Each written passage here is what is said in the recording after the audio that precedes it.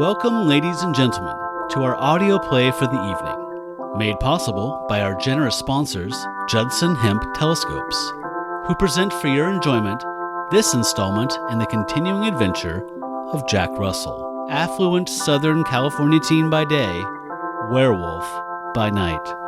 Our drama this evening flows from the pen of Mr. Jerry Conway and is presented in two parts. We begin part 1, Panic by Moonlight.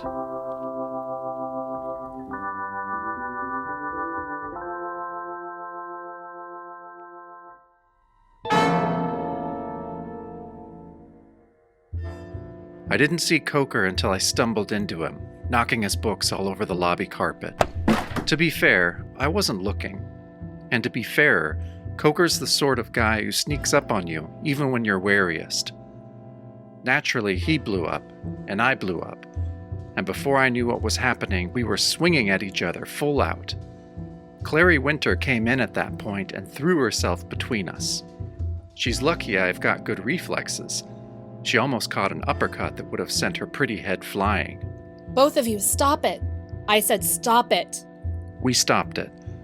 Coker glared at me, his dark brown face mottled with anger, and I glared back. My face probably wasn't very pretty either.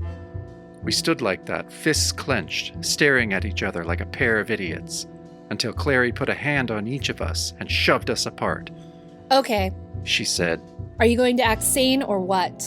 Your hippie friend deliberately pushed me. said Coker. It sounded stupid when he said it like that, and he must have realized it, because his expression altered and became tighter. Clary put her hands on her hips and cocked her head the way she does, and blinked at him, then at me, waiting. "So I'm sorry already," I said finally. I bent down and collected the books I'd knocked to the floor. They were scattered across the carpet, and one of them had fallen under the mail table. Picking it up, I noticed the title, Origins of the Supernatural. Coker's tastes and mine were more similar than either of us would admit. I wish my motives for studying the supernatural were as scholarly as his probably were. Handing them over, I said, "Look, we've been at each other's throats since I moved in here. Maybe we've both been a little touchy. If it's okay with you, I'd just as soon bury the hatchet. And I don't mean in your head."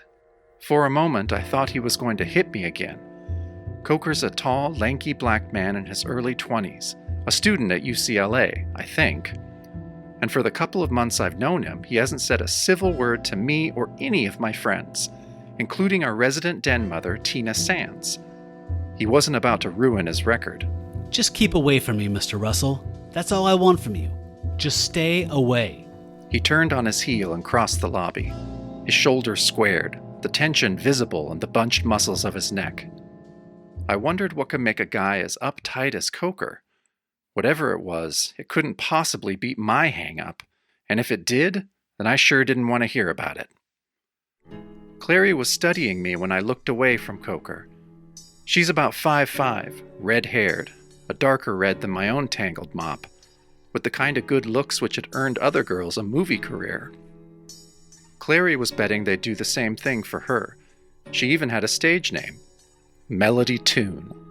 Well, not everyone can be Ally McGraw. "What are you staring at, short and beautiful?" I asked her. Her face got serious. It was the first time I'd seen her serious since I took an apartment in Colden House. The way you were looking at him just then, your face was, I don't know, haunted, I guess. "Haunted? You've been watching The Late Show again, haven't you?" I put my arm around her and led her toward the elevators. "If I've told you once, I've told you 1,000 times. Young women shouldn't watch old movies. Gives them ideas." Seriously, Jack. "Sorry, kid. I don't know the meaning of the word." You're impossible, my man.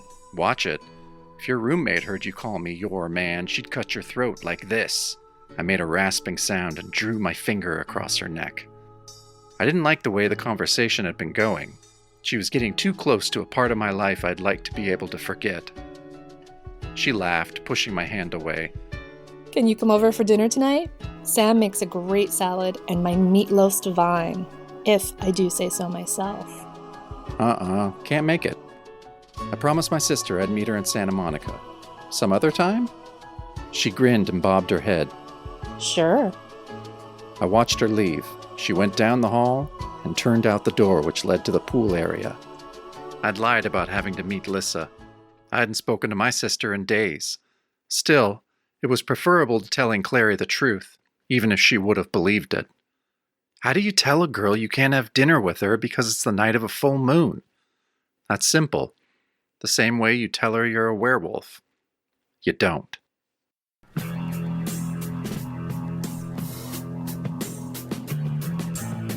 First night. I heard the rumble of the cycles just after sundown as I was locking the door of my apartment behind me. They echoed in the courtyard out front, vibrating like a small avalanche. And I hurried to the terrace at the end of the hall, wondering what was going on and afraid to guess the answer. I'd planned to get away an hour before the moon was due to rise. There was a stretch of beach not far away, a lonely spot where no one came. I'd wanted to reach it before I began to change. I'd hoped nothing was going to happen to upset those plans. Somehow I knew something would. Something always did. I came to the terrace and looked out. There were 10 or 12 motorcycles charging around the courtyard below, cutting each other off, running up onto the neatly trimmed lawn, smashing against the stone fountain. I counted 20 cyclists, including passengers. They were dressed in leather and denim, wearing helmets ranging from German war surplus specials to something out of Marlon Brando's The Wild One. The girls riding behind the drivers were all of a type. If I'd been close enough, I'd have seen dark roots in their bleached blonde hair and spots of acne under the sweat and grime makeup. Not one of the girls could have been older than 19.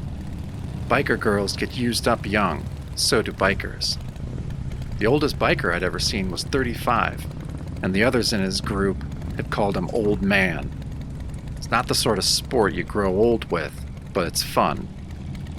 Yeah, fun for whom?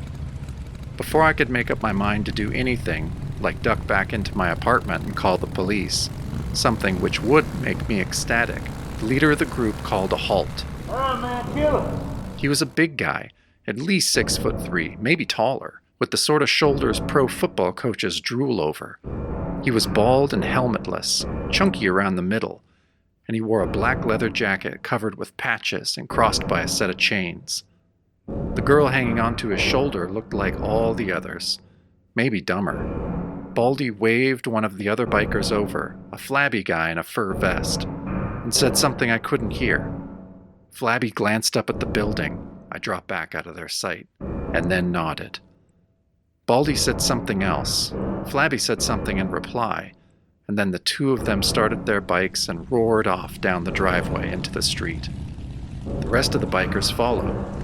Stunned, I watched as they sped away, churning up dust in their wake. The last I saw of them, they were headed north on the beach road. For all I knew, towards San Francisco. Maybe this is my night after all.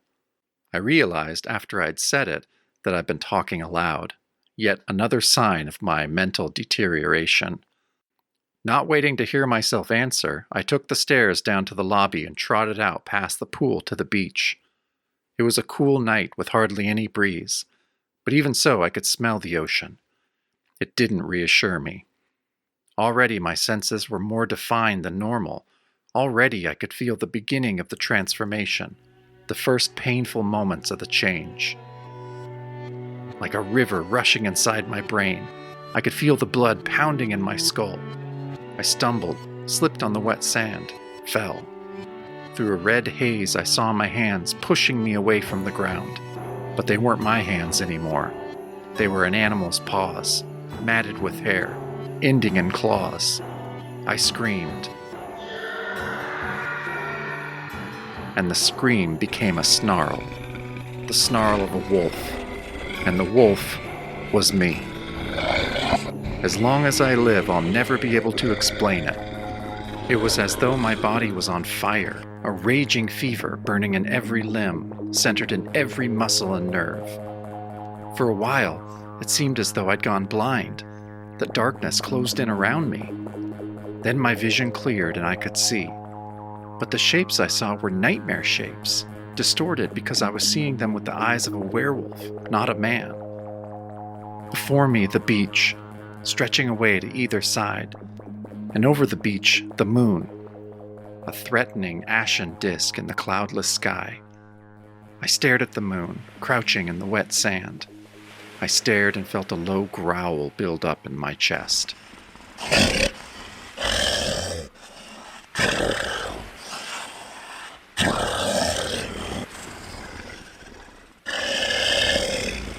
It was the growl of a beast.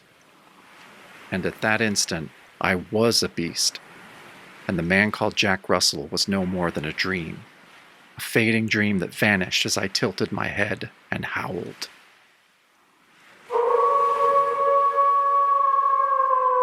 The howl died away, swallowed in the sound of the crashing surf. I turned from the beach and sniffed the night air. The forest. I wanted to find the forest, where I could run free and hunt for my prey. I wanted to lope through the darkness between the trees and feel the soft crackling of leaves beneath my feet. I wanted to find a stream where I could drink, a rock where I could perch and await my prey. I wanted to be free, to run, to lope. I wanted the forest. It was life itself. Nothing else mattered. Nothing. Then I heard the scream. It was a woman's scream, a shrill cry that burst over the sound of the surf and broke off sharply. I paused, listening. Something about the scream had been familiar. I waited, but the scream didn't come again. In fact, the beach was unearthly still. Finally, I forgot what I'd been waiting for. With an impatient snarl, I loped toward the rocks at the edge of the beach, clambered over them, and dropped onto the roadway beyond. There were no cars here. I crossed the highway, reached a copse of trees, passed into them, and ran. Behind me, another scream broke the night. And another. But by that time, I was already far away. The rest of the night is only a blurred memory. Frankly, I'm glad.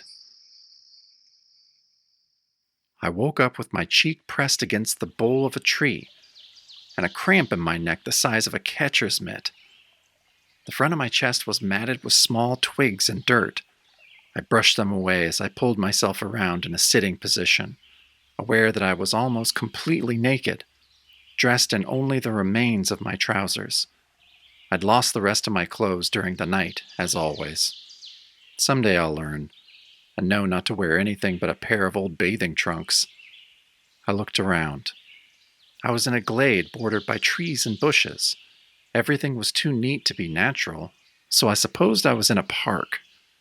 Glancing at the sky, I estimated the time as early morning. Very early morning, just after dawn. On a weekend, Saturday, that might mean I'd be able to get back to Colden House without catching too many stares. Most of the local citizenry would still be asleep. Wearily, I hauled myself erect and started off, trying not to think about what might have happened the night before. Vaguely, I could remember killing something, and the memory wasn't pleasant. Hell, it was a nightmare. I prayed it was only a dog, an animal perhaps from the zoo. I'd know soon enough. It was sure to be in the papers. To my surprise, I found myself within walking distance of the apartment house. A rare occurrence in California, especially in Los Angeles, where you have to jump in a car to pick up a newspaper. I walked back along the highway, ignoring the passing motorists and their honking horns. The gravel along the side of the road hurt my feet, but it kept me awake, so I stayed there. At last, Colden House loomed before me on the opposite side of the road, the beach side. 7 stories of nirvana as far as I was concerned. All I wanted now was a soft bed and 6 hours of sleep without dreams. There were bikes in the courtyard, 12 of them. I didn't even get a chance to react. They dropped on me from out of nowhere, 6 of the biggest jokers I'd ever seen. One of them grabbed my right arm and jerked me around. Another clapped me across the back of the head and dropped me to my knees. A third was getting ready to kick me in the teeth when a husky voice said something that stopped him. Easy, man, easy. Can't you see little boy's hurt? Must have fell and cut himself, huh, little boy? The voice was soft and hard at the same time, barely concealing the threat of violence grating behind it. I looked up and blinked away my dizziness. It was Baldy. He was grinning, showing off his bad teeth. What's the matter, little boy? Can't talk? Boxer, make him talk. I ducked in time to avoid the first blow. The second caught the top of my head and reeled me backward. Boxer was the flabby guy I'd seen talking with Baldy the night before. He had fists like hunks of stone. He waved one of them in my face, then hit me with it. Hey, little man, Baldy said, still grinning. how come you was out so late? Don't you know it's dangerous? A guy like you, he could get hurt. That did it. Somehow I levered myself onto my feet, and before Boxer could do anything more reflexive than gape, I moved in and heaved my hand against his jaw. He stumbled back, tripped over the edge of the fountain, and plunged into the water. Baldy laughed when he saw what had happened. Then he frowned and shook his head sadly. Shouldn't have done that. Should have behaved like your friends. Now I'm gonna have to hurt you. Just like you hurt Boxer. There was nothing I could do. 3 bikers grabbed me from behind and held me while Baldy worked me over. When he was finished, I felt like a 165-pound bag of mush. Take him in with his pals.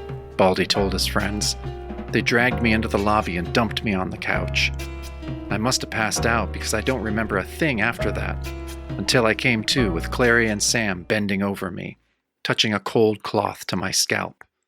Sam is the blonde. Her eyes were blue, and as I looked up at them, they filled with tears. Jack, we thought they killed you. You didn't move and we thought... I grinned as well as I could. Don't you know by now? I'm indestructible. That went over like the proverbial lead balloon. I didn't blame either of them. I didn't feel very humorous myself. After a few minutes of the cold cloth, I felt strong enough to push myself into a sitting position. The lobby had about 24 people in it, half of them bikers or bikers' girls. I didn't see Coker, and a few of the faces I didn't recognize, but most of the people were people I knew from the building. What's going on? I asked Clary, since she seemed the most composed. They came around midnight. She told me. They were drunk, stoned to the gills. Somehow they clipped the phone wires. The one they call Kingston, he's the bald one, had a heavy pair of clippers. Then they started breaking into the apartments, hurting us all down here. I don't know what happened to Coker. He was in his room the last I knew, but he isn't there now. And I think, Jack, you know how he is. I think he put up a fight. And I think they killed. So much for composure. I let her help herself to my shoulder. There wasn't much else I could offer by way of comfort. Clippers. I felt like a prize idiot. Kingston, if that was the name of their bald leader, was a smart man. He must have intended to knock over the building when he first drove in, but realizing what would happen if anyone had a chance to call the police, he'd gone off to get what he'd need to make sure Colden House was good and isolated. And I thought he'd just gone away. Bright. Jack? It was Sam this time. Her pale skin was puffy. She must have been crying before I'd come to. What are we gonna do? The question is, what are they going to do? Light-haired Tina Sands had joined our group. Her face was taut with worry. I don't know, I told Sam. I don't know, I added to Tina. There was only one thing I was sure of. If the bikers were still here when night fell, and we were all still their captives, well, it was not a night I'd be looking forward to. Jack Russell knew how suicidal attacking those 12 bikers would be. The werewolf didn't. There was no doubt about it. The second night was going to be hell.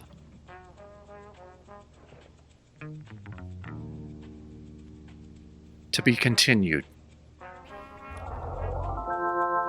Before we begin the second part of our drama, we would like to take a moment to thank the Kane Brothers Consortium, procurers of the finest movie memorabilia, sporting goods, big game tourism, and home remedies the world over. If the brothers Kane can't get it for you, no one is able to.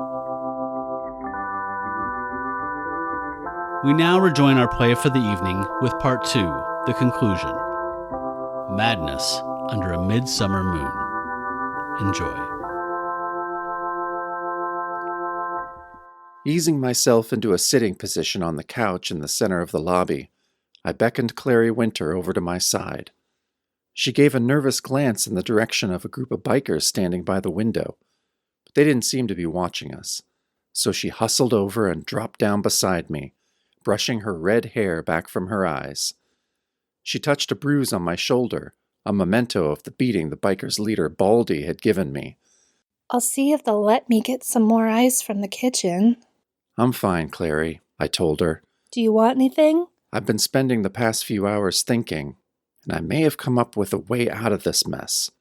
It's tricky, and if they catch you, you might get hurt, but there's a chance it'll work. What'll work, Jack? She gave me that wide-open look of hers, and I grinned in spite of the pain it caused my black and blue jaw. A decoy disturbance. I'll get into a fight with one of the bikers, maybe that flabby one Baldy calls Boxer.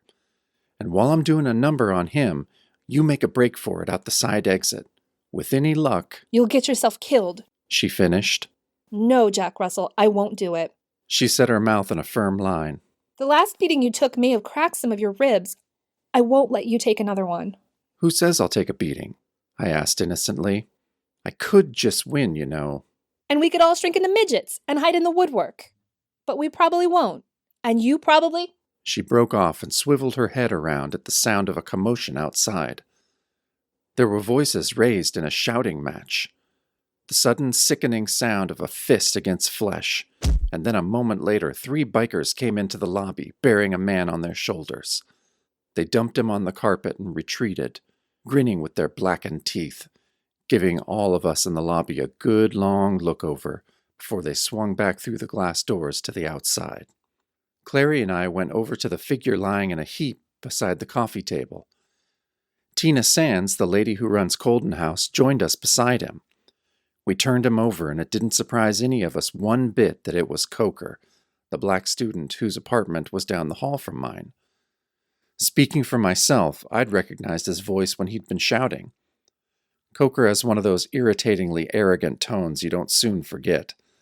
What did surprise me was the way he looked.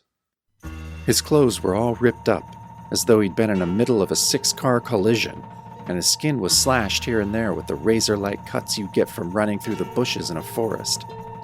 There was mud on the soles of his feet and in his hair, dirt marks streaked across his chest, something reddish-black under his fingernails. To say the least, he was a mess. We lifted him up and put him on the couch I'd left a moment earlier. Sam, Clary's blonde roommate, hurried over from the water fountain, where she'd been wetting a cloth, which she now applied to Coker's forehead. He blinked, mumbled something incoherently, and snorting, sat up, gaping groggily around him. What in heaven's name did they do to you? Sam asked in her high-pitched voice. Slowly focusing, realizing where he was and under what condition, Coker's expression went from confusion to annoyance like the flick of a camera shutter. It's no business of yours, He said harshly. You're not my damned keeper. None of you are. And without another word, he shoved past us and stalked to the far end of the lobby. The other people in the lobby, mostly our age and older, stared after him and then looked at us. Clary shrugged broadly. Tina and Sam both shook their heads. I gave a disgusted sound and slumped down on the couch he'd vacated. Friendly sort, isn't he? I said. He and Baldy must get along famously. Jack, It was Tina. what do you suppose he wants from us? Couldn't you tell? Coker wants to be left alone. Thought that was obvious. Not Coker. Him I understand. That bald man, that Kingston, what does he want, Jack? He's taken all of our valuables, everything he could pack onto those bikes. What else can he want? Honestly, Tina, I don't know. Truth to say, it wasn't a very reassuring lie for her or for me. I had a suspicion what Baldy Kingston wanted, but at the moment I didn't want to think about that. Believe me, I had other far more frightening thoughts on my mind. Frightening for me, that is. I never liked becoming a werewolf, and the rising moon was only 2 hours away. Second night. 2 things happened almost simultaneously, only about 10 minutes apart. In cases like this, a few minutes are crucial, and even a sixth of an hour can pass like a few brief seconds, slipping away from you almost before you realize it's gone. I tried for hours to convince one of the women to make a break for it if I created a disturbance, but none of them was willing to jeopardize my life. They didn't realize that they were jeopardizing their own lives by refusing. For when I became a werewolf, I couldn't tell friend from foe. I only saw victims, and it had been only a mixture of luck and sheer willpower which had kept me from harming a friend up to that point. A mixture I would have been mad to depend on. Needless to say, I was getting pretty depressed around sundown. As the shadows lengthened in the lobby, I saw my own life shortening, and the lives of some of my closest friends as well. Apparently, I wasn't the only one feeling despondent. Coker, sitting in a corner by himself and staring out the window at the splashy California sunset settling over a nearby beach, was the picture of introverted gloom. Fist under chin, elbow on knee, he stared off at the melting red and yellow sun as though hypnotized by it. Some of the folks in the lobby had made attempts to talk to him during the past hour or so, but he'd ignored them like they were insects beneath his attention. I admired his cool, if that's what it was. I wasn't particularly fond of his personality, but then we can't all be born party makers, can we? As I say, 2 things happened simultaneously. First, the bikers stalked into the lobby and confronted us in a loose semicircle. Baldy was in the center, his arms crossed over his naked chest, his shaved skull gleaming in overhead lights, his eyes small and dark beads set deep under a heavy brow. He showed us his teeth and turned to say to the biker behind him, Which one are you gonna take out first, Boxer? Boxer, a flabby guy in leather and chains, jerked a thumb toward me, then toward Coker. Those 2, Kingston. They give us trouble when we came here. We should give them something for that. Before we hit the others, you know? Yeah, said Baldy, nodding slowly, the skin under his chin bulging as his neck muscles wrinkled from within. Yeah, I can see that. We gonna enjoy that. These boys got a little pain coming. Yeah. He pointed at me. Get him on his feet. And that other punk, too. I want them outside on the sand. So they won't get stuff all over this nice new carpet. Laughing, he stepped back and let his 2 largest bikers lunge toward me. I say lunge toward. At first they didn't connect. The one nearer me went down after my fist straight-armed him in the gut. I felt his paunch bulge over my knuckles, felt a jar as his solar plexus rammed against my hand, and in the next moment he was falling past me, his chin connecting solidly with the edge of the glass coffee table. The glass shattered. I felt sorry it hadn't been his jaw. The other biker came toward me from the side. I ducked under his roundhouse swing, managed to plant 2 hard ones against his breastbone. He stumbled back, gasping for breath. I waded in, belting him hard across the cheek, following that one up with an uppercut that lifted him over the couch and slammed him down a few yards from Coker's feet.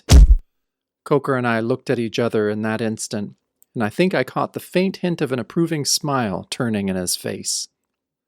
Then it all went black as somebody's fist hit me over the right ear, and I slid downward into unconsciousness, hearing Clary scream, hearing Baldy's grating laugh, hearing my own heartbeat pound up and swallow me in thundering sound.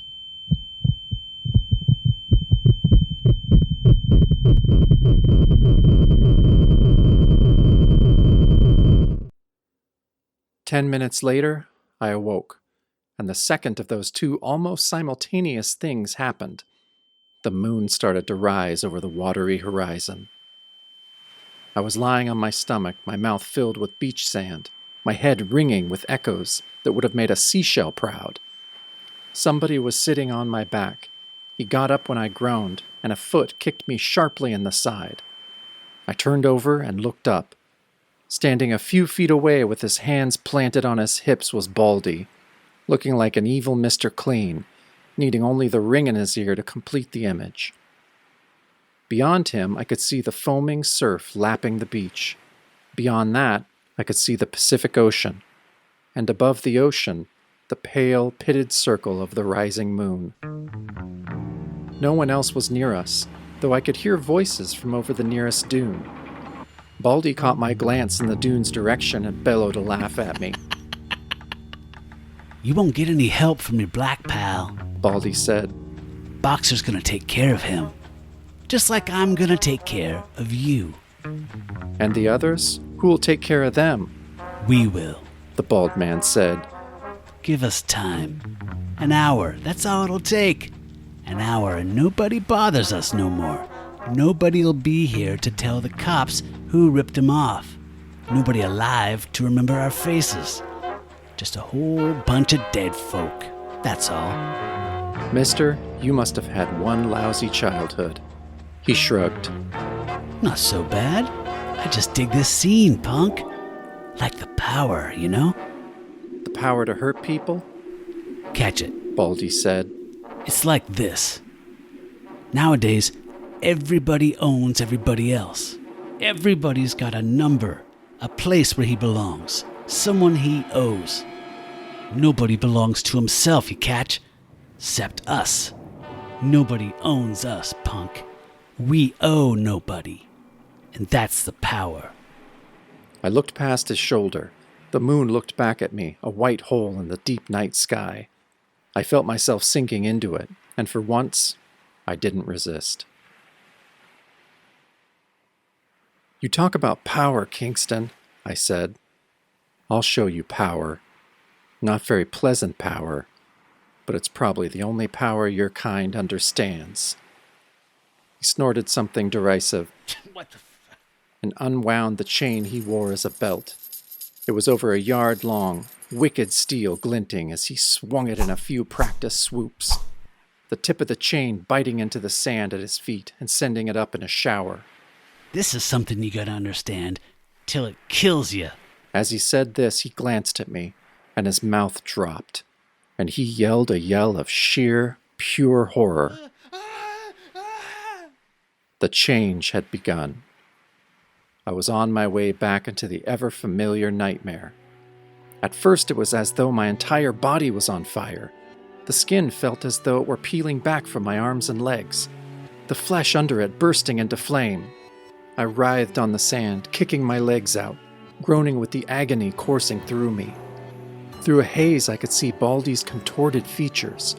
Through a pounding roar I could hear his scream. And as I focused my blurred gaze down at my body, I saw what he saw. My chest and stomach were jerking, and small shoots were prickling up through darkening skin, a dark mat of hair appearing over the exposed portions of my body like moss on the underside of a rock. I felt a tugging in my mouth, a pressure from within my gums. Pain, blinding pain, blasted through my face as my fangs came out, and my lips lifted in an animal snarl. I growled and rolled to my feet, hunched forward in a bestial crouch. I looked at my hands, saw the claws and the hooked fingers which had once been my fingers, and I knew that the transformation was complete. The second night had begun, the second night of that month's 3, and I was a werewolf once more. Baldy Kingston took a step backward, his heel splashing in the surf. He swung his chain out before him and visibly forced himself to be calm. I don't know how you've done that, he whispered hoarsely. and I don't care. I'm gonna waste you whether you look like a bum or a jerk from a horror movie. I'm gonna waste you either way.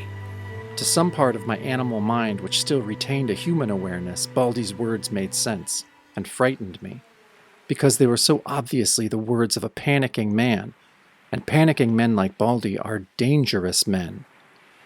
But the werewolf understood him not at all, and the werewolf was in control, not Jack Russell, which is why I bounded forward, sand scooshing up between my padded feet, and launched myself toward him in a leap across the 2 yards dividing us. Baldy cried out, swung his chain, and we connected. He went down under me, and we rolled through the water, mud flying around us as we tumbled and turned. I sensed his knee before it could snap up into my groin, and I twisted aside and took the blow on my thigh. Baldy grunted and heaved against me. I went off him, thumping into the surf not 3 feet away. There was a momentary burst of color as my head struck a submerged rock. Then the haze faded and I saw him coming toward me, his chain swinging back behind his bald head. Just barely I managed to roll away. The chain came whipping down, smacking hard into the white water rolling over the beach. Baldy snorted, turning to face me once more. I ain't letting you get near me again, punk, he said gratingly. You ain't gonna have a chance to slice me up some more with those nails of yours. I'm gonna pound you to a pulp right from here. Just you watch, you don't think I can do it. The chain came toward me, and before I could step back, the link tip cut across my chest, gouging a chunk of hair and skin off my breastbone. I stumbled back, clutching the bleeding line with my hand, gaping down uncomprehendingly at the blood which ran over my hand. Now, said Baldy. Now we'll see. We'll see. I glared up at him, growling. The pain in my chest was like a fire in my brain, igniting a rage of madness, animal madness.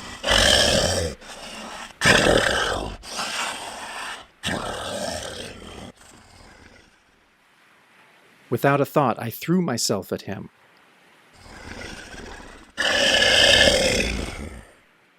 And spun away, my shoulder stinging from a blow of his swinging chain. Ha! Not so easy, is it, punk?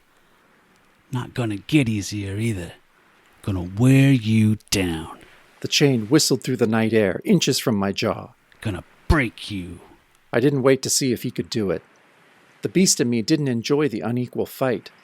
He wanted to find a fairer battleground, and so he turned on his heel and loped toward the nearest dune, favoring the shoulder Baldy's chain had injured. Behind me, Baldy laughed and ran forward, twirling his chain over his head like a stainless steel lasso. He was on my heels as I came over the dune, only a foot behind me. It seemed like only a foot, when I dived. The chain whistled. Something cracked my skull, and I plummeted downward into oblivion. What happened next will always haunt me, for as long as I live, and the way my life runs, that may not be too long at that. Falling, I half saw a figure lying on the ground only a man's length away from me. I barely had time to see the glistening black of leather, the flabby paunch of the man I knew as Boxer, and then the lights went out deep in my skull, and for the next several seconds I lay unconscious. But in the instant before I passed out, I took in the entire scene before me, and I'm sure of 2 things. It was Boxer lying in the sand with his throat a bloody mess, his hands outstretched as though he'd been trying to push something or someone away from him. And there was someone standing over him, hunched forward in a half-crouch, black eyes gleaming in the moonlight. Beyond that, I couldn't say. I didn't see Coker, at least no one I recognized as Coker. But that may be because I'd been knocked on the brain box. All I can swear to is this: Boxer was dead, and the thing looming over him was more animal than man, and you can make of that what you wish. One more thing. Just before the curtain fell on me for good that night, I heard a sound I'll not soon forget. It was long and low, like a wail of wind through a copse of trees, a foresty sound, something you'd identify with the wild. But it wasn't a wild thing. It was a shriek. A man's long, drawn-out death scream. I know I can't be sure, but I'm almost sure, and judging from what I saw the next day, it must have been Baldy's death cry, though as I say, I wouldn't swear to it. I was already down for the count. Morning came as it always does for me after a night as the werewolf, as a long, bloody scar across the sky, leaking golden light upon my gummy lids, bringing the sounds of life I thought I'd never hear again. This time there was added agony coming from the throb of pain at the base of my skull where Baldy's chain had done its best to stir up my mind. Groaning, I opened my eyes and stared up at an unbelievably blue dawn sky. There were sounds coming at me from all directions. The distant sound of traffic on the highway, the nearer sound of the surf pounding the beach, and in between those sounds, the muted voices of people talking, approaching from the direction of Colden House. There he is, just where I told you he'd be. Ignoring the pain located behind my eyes, I levered myself up with a hand on the sand and peered at the people coming toward me. Tina was there, and Clary and Sam, and 6 or 7 other people I knew, and what looked like an army of cops, helmets shining in the sunlight, badges catching the dawn and reflecting it like tiny mirrors on their chests. Someone else was with them also, leading them. It was Coker. He looked about as bad as I felt. There were cuts over his eyes, a purpling bruise on his jaw, and his clothes were in even more of a sorry shape than they'd been in when I last saw him. But you know something? He was almost smiling. It was Coker who'd spoken, and Coker who now said, Just as I told you, officer. They're both dead. Looks like a wild animal got to them, don't you think? One of the cops grunted and looked down at something lying next to me. I glanced in the direction of his stare and saw Baldy sprawled inches from my left hand. Or what was left of Baldy. Coker had said something about a wild animal. That was understating it. Baldy was a mess. And also quite dead. Jack, are you all right? Did they hurt you? Clary dropped to her knees beside me, her eyes wide with concern. I must have looked pretty bad myself, judging from her expression.